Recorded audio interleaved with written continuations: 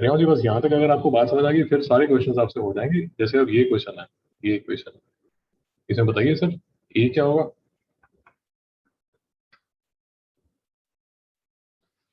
बोलिए शाबाश।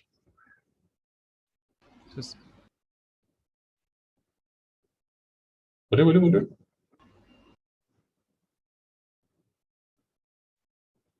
सर 0.1 0.1 क्या यूनिट क्या होगा?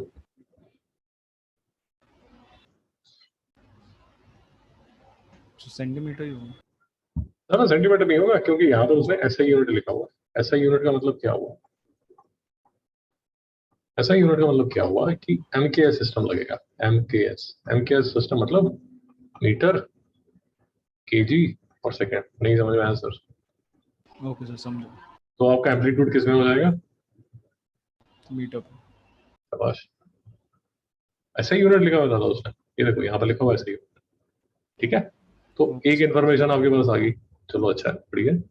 अब ये फिर अब ये देखिए थोड़ा सा अगर आपको परेशानी हो रही है, देखिए फॉर एग्जांपल मैं इस इक्वेशन से इतना कंफर्टेबल नहीं हूँ।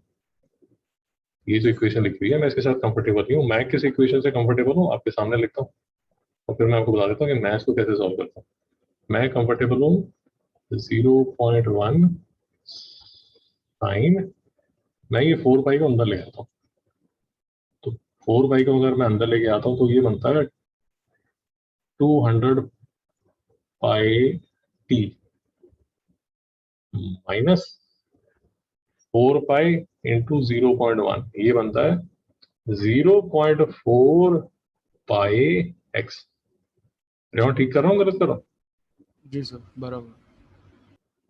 मैं इससे कंफर्टेबल हूँ इसलिए क्योंकि मुझे ये इक्वेशन ज्यादा पसंद है। तो मेरा जो ओमेगा है वो ये है, मेरा जो के है वो ये है। तो ओमेगा किसके इक्वल हो गया? रेवा 200 पर। शाबाश। और ओमेगा होता क्या है? बोलिए। 2 पाई बाई टी। नहीं समझ में आया? Okay yes sir. ठीक है ना, कोई डाउट तो नहीं आ रहा?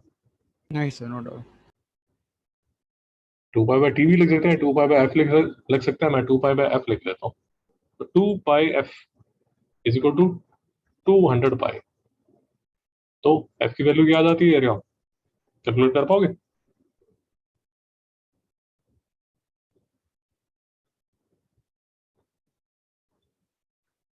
समझ नहीं आया? समझा सर। नाइस। तो आपने फ्रीक्वेंसी निकाल ली, आपने एम्पलीट्यूड निकाल लिया, तो आपके पास एक तो के है। के के किसके इक्वल है?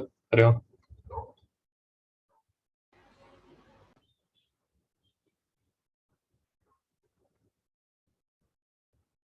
बोलिए। 0.4 पर। 0.4 पाई। और के जो है, के का फॉर्मूला क्या है? ये देखिए यहाँ स्टार लिखे, क्या लिखा हुआ है यहाँ पर?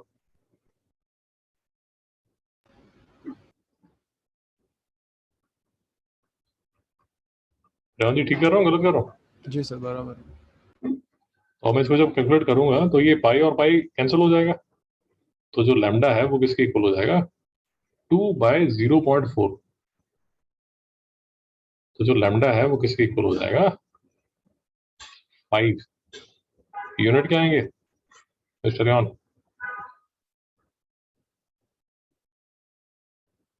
बोलो बेटा, लैम्डा की यूनिट क्या होंगे?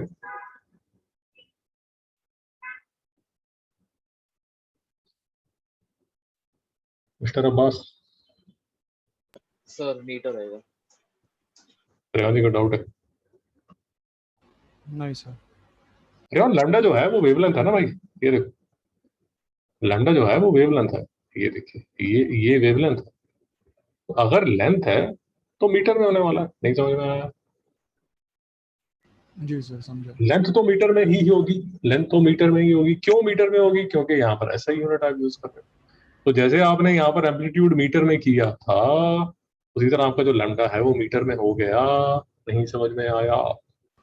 समझा सर। तो दादा क्या क्या इंफॉर्मेशन आ गई आपके पास? फ्रीक्वेंसी आ गई, लैम्डा आ गया, एम्पलीट्यूड आ गया। तो एम्पलीट्यूड निकाल लिया आपने, फ्रीक्वेंसी निकाल ली, वेवलेंथ निकाल ली। एक एक चीज रह जाती है, स्पीड ऑफ द वेव। इसको थोड़ा ध्यान से पढ़ लीजिए, क्योंकि कई बार स्पीड ऑफ द वेव होगी और हो सकता है स्पीड ऑफ द पार्टिकल भी आ जाए। सर बात नहीं समझ आई? समझा sir. Speed of the wave का सर सिंपल सा फॉर्मूला है, v is equal to F lambda. नहीं समझ में आया sir? Speed of the wave, छोटी क्लासेस आई थिंक 8th या 9th से चालू कर देते हैं। फ्रीक्वेंसी निकाल ली सर यहाँ पर 100 हर्ट्स, 100 हर्ट्स। लैम्डा निकाल लिया सर 5, स्पीड आ गई 500 मीटर पर सेकेंड। रेवान जी अभी भी डाउट है? No sir, no doubt. पक्का? जी सर। देखिए सर, ये जो आपको पीडीएफ दी गई है, इसमें कुछ 3-4 क्वेश्चंस हैं, वो आपकी प्रैक्टिस के लिए। ये देखिए, फॉर एग्जांपल ये जो नेक्स्ट क्वेश्चन है, equation of a transverse wave, stretched string, distance metre, time second, amplitude, frequency, speed of the wave. Ditto वैसे ही करना है। नहीं समझ में आया सर? समझा सर। जो ये तामझाम आपने यहाँ पर किया है, वही तामझाम यहाँ कर। ये सिर्फ आपको प्रैक्टिस के लिए दिए गए question. Equation of a simple harmonic progressive wave is, वो देखिए सेम ही है, where quantities are in SI units, wavelength, speed of the wave। नहीं समझ में आया सर? समझा सर। नेक्स्ट क्वेश्चन देखिए, equation of a simple harmonic progressive wave given by this, where quantity is SI unit, calculate the displacement of the particle 5। Okay, ये थोड़ा सा करते हैं सर, ये इंटरेस्टिंग क्वेश्चन है, आपको कुछ और चीजें समझ आएंगी। Okay। तो देखिए सर, ये आपके पास एक प्रोग्रेसिव वेव है। प्रोग्रेसिव वेव यही जो आप कर रहे हैं, सेम चीज है। ट्रेवलिंग वेव बोल लीजिए, प्रोग्रेसिव वेव बोल लीजिए। सिंपल हार्मोनिक, सिंपल हार्मोनिक मतलब या तो इसको, इसका फंक्शन साइन से दिया जा रहा है या इसका कॉस से दिया जा रहा है। ठीक है, कोई दिक्कत नहीं है। वेव की इक्वेशन आपको ये सामने, आपके सामने पेश है। सारे जो यूनिट्स हैं वो ऐसे यूनिट्स में। Okay, calculate the displacement of a particle at 5 metre from the origin at a instant 0.1 second. Rehan ji बता सकते हैं कैसे करेंगे? वैसे थोड़ा सा टेढ़ा है, देखिए